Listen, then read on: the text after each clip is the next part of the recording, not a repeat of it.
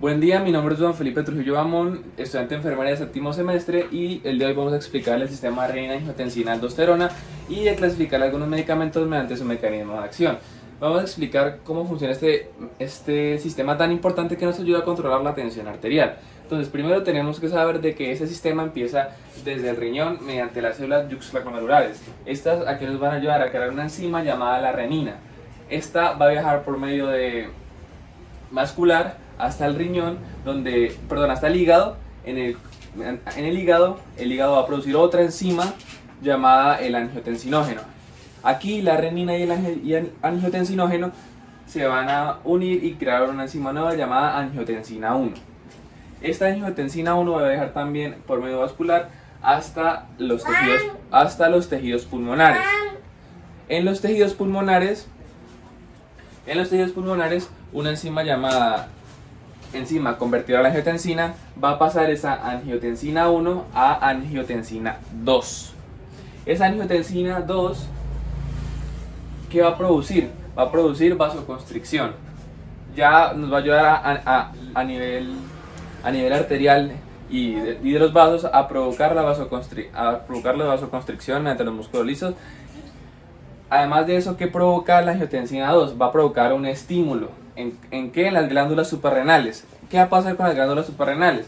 Las glándulas suprarrenales van a producir un aumento mediante el túbulo contorneado, y las nefronas van a producir un mayor aumento de sodio, mayor aumento de agua, que va a producir un aumento del volumen, que va a provocar, al haber aumento de volumen, va a haber una mayor vasoconstricción, porque el cuerpo humano necesita crear vasoconstricción para ese aumento de volumen de sodio y volumen de líquido, ya que le están entrando diferentes elementos electrolíticos que van a ayudar a producir más vasoconstricción a las diferentes células.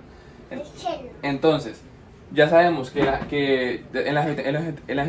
angiotensina 2 más el aumento de volumen sanguíneo y sodio va a provocar vasoconstricción. Y esta vasoconstricción pues va a provocar un aumento de la tensión arterial. Pues es algo evidente, al haber vasoconstricción pues va a haber mayor cierre de los vasos sanguíneos, por tanto mayor presión arterial.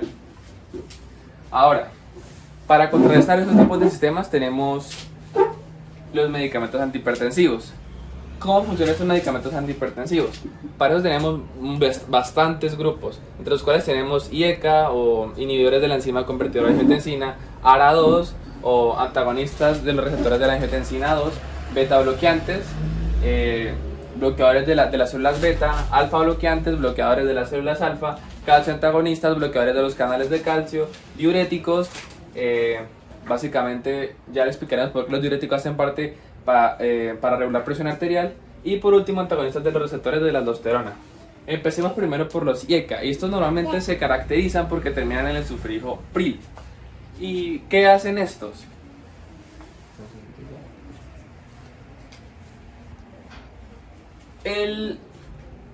Los IECA lo que van a hacer es inhibir la enzima convertidora a la angiotensina, es decir, que actúan a nivel antes del nivel del tejido pulmonar o a nivel del tejido pulmonar. Aquí, ¿qué van a provocar? Van a provocar que bloquear a la enzima convertidora de angiotensina, evitando que se produzca todo angiotensinógeno 2, aumento de volumen sanguíneo, es decir, aumenta todo el proceso, bloquea todo el proceso de acá hacia adelante. Es decir, que son muy generales. Y pueden producir diferentes efectos que en sí en el cuerpo humano también que tienen que tener bastante cuidado a largo plazo, sobre todo en el caso de estímulos como el riñón. Ahora, tenemos también los ARA2, que estos son antagonistas de los receptores de la angiotensina 2. ¿Estos a qué actúan? Estos ya no actúan a nivel general, sino que ya solo van a actuar a nivel de la angiotensina 2. Entonces, ¿qué van a hacer? Van a bloquear los receptores de esta enzima, y va a provocar de que ya no se produce como tal. Por tanto, va a bloquear solamente esta parte. Esto significa que son más específicos. Esos son los que mayormente se usan en personas crónicas con hipertensión, porque entre esos tenemos pues cuáles, los que terminan en el sufijo sartán, como por ejemplo los sartán, que es uno de los más comunes a nivel regional. ¿Por qué? Pues porque ya son más específicos, no son tan atrás como lo son los IECA, sino que actúan solamente a nivel de la angiotensina 2, evitando así que no haya ningún impidiendo que no haya tanta vasoconstricción, pero aún así no impide estímulos a las glándulas suprarrenales o a la parte de los riñones. Ahora tenemos los beta bloqueantes. ¿Qué son esos beta bloqueantes? Los beta bloqueantes son bloqueadores de las células beta. Hay que aclarar que esto ya no hace parte de ese proceso. Las células beta, ¿dónde las encontramos? Las encontramos a nivel miocárdico, a nivel del músculo liso, que son los más importantes. Esas células beta que van a impedir básicamente bloquear que se produzcan estímulos en estas células. Es decir, que van a actuar directamente entre las células del músculo liso, del miocardio y otras células que influyen directamente en la vasoconstricción. Recordar que en el músculo liso y el miocardio pues van a producir vasoconstricción y a su vez van a producir un aumento de frecuencia cardíaca y contracción cardíaca. Pero al bloquear las células beta, evitar que se produzcan estos estímulos, pues entonces pues no va a haber este estímulo, por tanto no va a haber mayor aumento cardíaco ni mayor contracción. Ahora, seguimos con los alfa bloqueantes. Como su nombre lo indica, actúan a nivel alfa. Entonces, ¿dónde se producen estos bloqueos? Al hablar de alfa bloqueantes hablamos a nivel del sistema nervioso central, es decir, que bloquean algunos impulsos sinápticos en los neurotransmisores. Neurotransmisores como ¿cuáles? Entre el más importante encontramos el de la norepinefrina. Recordemos que la norepinefrina es un gran estimulante para producir que los vasos sanguíneos impulsen una mayor vasoconstricción. Al los alfa-bloqueantes impedir que se cree una sinapsis y se produzca mayor norepinefrina, pues no va a haber una estimulación del vaso sanguíneo y por tanto no va a haber un aumento de la presión arterial. Ahora pasemos con los calcioantagonistas. ¿Qué son estos calcioantagonistas? Recordemos que el corazón tiene unos canales que se llaman los canales de calcio a nivel cardíaco. Recordemos que para que el corazón, además de esta ruta, el corazón tiene otra cosa que llaman los canales de calcio. Que los canales de calcio, ¿cómo funcionan? Mediante la bomba sodio-potasio. Al ingresar sodio y calcio a la célula, lo que va a producir es que la célula se excite. Por tanto, al excitarse, pues va a producir una mayor contracción, por tanto, un mayor aumento de la presión arterial. ¿Qué pasa si se bloquean estos canales? Va a haber una mayor entrada, no de calcio ni de sodio, de potasio, para una mayor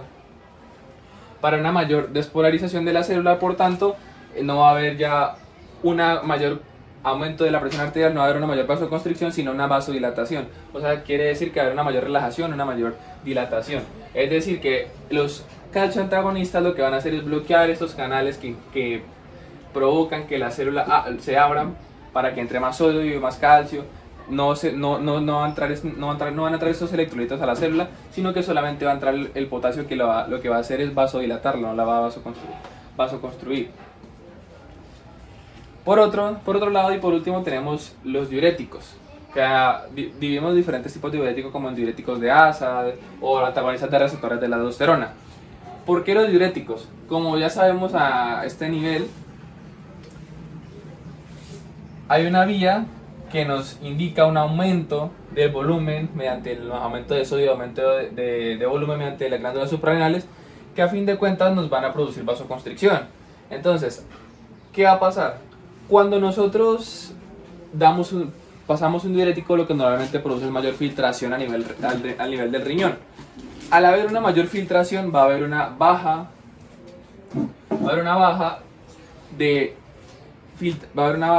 sodio y del volumen tanto de agua que está en el riñón, y esto va a producir de que no haya un aumento, es decir, que no va a haber una vasoconstricción. Al haber esta baja, pues ya no tenemos que preocuparnos ni por el aumento de la presión arterial ni por la mayor contractibilidad cardíaca. Es decir, que los diuréticos van a cumplir también una doble función, tanto filtración del riñón como una baja de la presión arterial. Entre los diuréticos, ¿cuáles tenemos? Pues la furosemida es un gran ejemplo de eso. Por último, también tenemos los antagonistas del receptor de la aldosterona. ¿Cómo funciona este?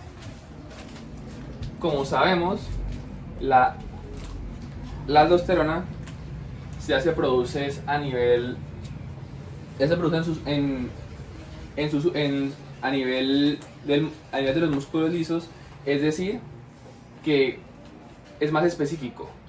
Ya no pasa por ninguno de esos procesos, sino que actúa directamente sobre la enzima y nos bloquea todo el proceso de vasoconstricción. Por tanto, ya no va a haber ninguno de estos procesos y ya no va a haber vasoconstricción. ¿Qué pasa con estos medicamentos? Que son demasiado fuertes y por tanto, al bloquear tantos procesos, pueden llevar a diferentes efectos secundarios sobre el paciente, que a fin de cuentas van a afectar de gran manera su estilo diario de vida. Eso, en otras palabras, es todo lo que funciona a nivel del sistema renal y angiotensina de aldosterona. También tengo que aclarar de que entre los betabloqueantes más comunes a nivel de Colombia pues encontramos el garbedilol, metoprolol. Entre los alfabloqueantes pues la prazosina, la clonidina, y en antagonistas pues el nalodipino, que es el que mayormente se usa en el área hospitalaria. Así que esto es todo en resumidas cuentas el sistema renal y angiotensina de aldosterona. Muchas gracias por su atención. Cualquier duda en los comentarios también pueden poner para yo resolverlo o algo así. Mi nombre es Juan Felipe Trujillo Amón. Muchas gracias.